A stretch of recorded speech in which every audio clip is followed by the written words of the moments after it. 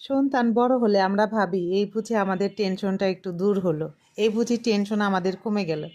কিন্তু না, সন্তান বড় হওয়ার সাথে সাথে আমাদের টেনশনের পরিবর্তন হয়। মানে এক এক স্টেজে আমরা এক এক রকম টেনশন করি। যাই হোক, আলহামদুলিল্লাহ, পৃথিবীর যত মায়ের সন্তান আছে সবাইকে যেন আল্লাহ হেফাজতে রাখে, ভালো রাখে, সুস্থ রাখে। তো ছেলে এখন ব্যা ব্যা প্যা প্যা করে কান্নাকাটি করতেছিল। সে কফি খাবে। তো নর্মালি আমরা যেরকম কফি বানাই সেরকম কফি খাও, কিন্তু না বাবা, সে সেরকম কফি খাবে না।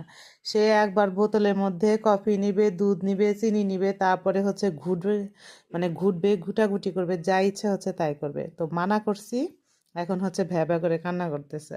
তো ভিডিও করতে নিয়েছি, সে বলতেছে তুমি যে আমাকে ভিডিও করতেছো, তুমি আমার কান্নাকাটির আওয়াজ তুমি শোনাবা, বা আমার ফেস দেখে কি বোঝা যাচ্ছে যে আমি কান্নাকাটি করতেছি? তবে কফিটা আমার ছেলে দুর্দান্ত বানাইছে। চা কফি সে এখন বানানো শিখছে, এই জন্য আমাকে আর ডিস্টার্ব করে না। তো সকালবেলা আমাকে বলতেছে যে এইরকম করে কফি খাবে। তো কতক্ষণ কান্নাকাটি করার পরে বললাম ঠিক আছে, তুমি কফি বানাও, আমাকে একটু দিও। যেহেতু সকালের অনেক কাজ কাম করছি, একটুখানি কফি খেলে ভালোই লাগবে, এনার্জি আসবে আর কি। আজকের ডিমগুলা যে এত ভদ্র ছিল, এরকম ভদ্র ডিম অনেক দিন পরে পাইছি। যাই হোক, রান্না বান্নার জন্য গুছাই নিছি। বেগুনের চাকগুলা কেটে মশলা দিয়ে আগে থেকেই মেখে রাখছি, যাতে তেল কম লাগে।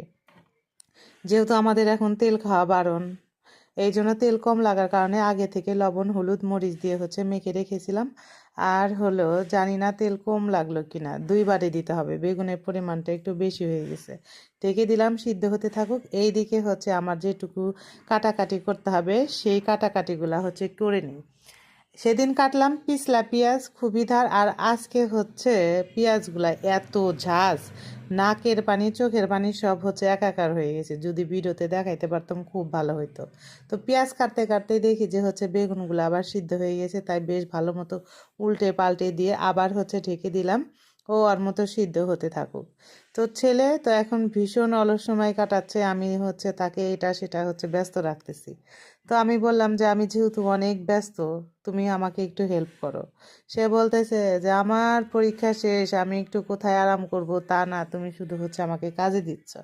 বললাম কাজ করো, কাজ করলে শরীর মন ভালো থাকে। আসলেই কিন্তু শরীর মন ভালো থাকে।